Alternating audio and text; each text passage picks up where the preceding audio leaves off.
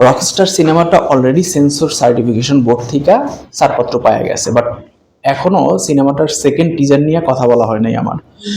Already social media গরম করে ফেলাইছে টিজারটা, তারপরও যদি এটা নিয়ে কথা না বলি তাহলে বিষয়টা শরমের। ফার্স্ট টিজারটা ছিল সাকিব কেন্দ্রিক, আর সেকেন্ড টিজারটায় সাকিব তথা আগুনের জীবনে যে নারীরা আসছে তাদের মেলে ধরা হয়েছে। তো টিজারটায় সাবিলানুর, সুনিধি নায়ক আর তানজিয়া জামান মিথিলা এই তিনজনের দেখে আমি যদি প্রেডিকশন করতে যাই তাহলে বলতে হবে যে সাবিলা হইতেছে এই সিনেমায় সাকিব খানের নিঃস্বার্থ ভালোবাসা। সে শুরু থেকে শেষ পর্যন্ত আগুনের সাথে থাকে, তার সঙ্গে সুখ দুঃখ ক্রাইসিস এগুলো শেয়ার করে। আর মিথিলা, তানজিয়া মিথিলার দেখে মনে হয়েছে যে আগুনের ক্যারিয়ারের হট মোমেন্টে সে বোল্ড গার্ল হিসেবে আসে। আর সুনিধি নায়করে আমার মনে হয়েছে, মানে সুনিধি নায়কের সঙ্গে শাকিব খানের একটা ম্যাজিক মোমেন্টে দেখা যায়। তো আমার মনে হয়েছে যে হয়তো আগুনের মানে ক্যারিয়ারটা যখন জনপ্রিয়তার মধ্য গগনে, তখন হয়তো বারে সে মৌজ মস্তি করার সময় সুনিধি নায়কের সঙ্গে তার দেখা হয়, কিংবা সে হয়তো ক্যারিয়ারের ক্রাইসিস মোমেন্ট কাটানোর সময় মেবি বারে নেশা ভাঙ করে পড়ে থাকে, তখন হয়তো দেখা হয়। এই দুইটার একটা হবে। এইবার বলবো এই তিনজনের কারে কেমন লাগছে। তানজিয়া মিথিলারে দিয়ে শুরু করি। ওনারে এত গর্জিয়াস এবং বোল্ড লাগছে, এমনিতেই মানে উনি তো miss universe Bangladesh, social media এবং ইন্টারন্যাশনাল প্ল্যাটফর্মেও তারা আমরা গর্জিয়াস ভাবেই দেখতে পাই। তো এখানে তারা আরো গর্জিয়াস ভাবে দেখা গেছে, আরো গর্জিয়াস ভাবে উপস্থাপন করা হয়েছে। তাই যে তার কারণে যে মানে সাবিলানুর এবং সুনিধি নায়ক শ্যাডো হয়ে গেছে বিষয়টা কিন্তু তা না।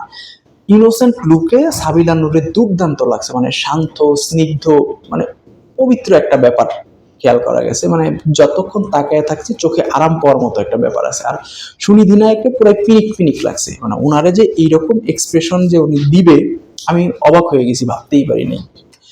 টিজারে কয়েকটা মানে লোকেশন দেখা গেছে, এই লোকেশনগুলো না একেবারেই প্রাকৃতিক, বিশেষ করে সাবিলানুর এবং শাকিব খানের প্রকৃতির কাছাকাছি রাখা হয়েছে। আর সাবিলার সৌন্দর্যের সঙ্গে লোকেশন মানে প্রকৃতির সৌন্দর্যটা দারুণ ভাবে গেছে। এইবার কথা বলবো হচ্ছে শাকিব খানকে নিয়ে। কয়েক বছর ধরে আমরা দেখতেছি মানে তিনি নিজেকে ভাঙার খেলায় ব্যস্ত। যেমন উদাহরণস্বরূপ আমরা তুফান, তাণ্ডব, বরবাদ সিনেমাগুলোর কথা বলতে পারি। সেই সব সিনেমায় তারে ভিন্ন ভিন্ন লুকে দেখে আমরা অবাক হয়েছি, বাট রকস্টার সিনেমায় তার এতটাই আলাদা লাগছে যে অবাক হওয়ারও সময় পাই নাই। এরকম সুদর্শন এবং ট্রেন্ডি লুকে আর কোনো সিনেমায় তারা দেখা যায় নাই। এখানে তার ভিন্ন ভিন্ন মানে কয়েকটা লুকে দেখা গেছে যার প্রত্যেকটাই ছিল অস্থির। I think all credit goes to director আজমান রুশোমা, কারণ তিনি দেখাই দিয়েছেন যে মেগাস্টারে কিভাবে ডিল করতে হয়, শাকিব খানকে কিভাবে স্ক্রিনে প্রেজেন্ট করতে হয়। আর এক্সপ্রেশনের কথা কি বলবো মানে সাকিব যে এক্সপ্রেশন দিতে পারে ওইটা আর কেউ দিতে পারে না। এবার কথা বলবো হচ্ছে মিউজিক নিয়ে। নো ওয়ান লাভস মি, এই লাইনটা না মাথায় আমার এখনো গাইথা আছে। পাশাপাশি বিজিএমটা দারুণ হয়েছে, ফার্স্ট টিজারের বিজিএমও দারুণ হয়েছিল, বাট ওইটারে ছাড়াই গেছে। সব মিলিয়ে বলতে হয় যে ভিজুয়াল, তারপর ব্যাকগ্রাউন্ড মিউজিক আর ফ্রেমের প্রেজেন্টেশনটা এমন স্টাইলিশ ভাবে করানো হয়েছে যে চোখ সরানো যায় না।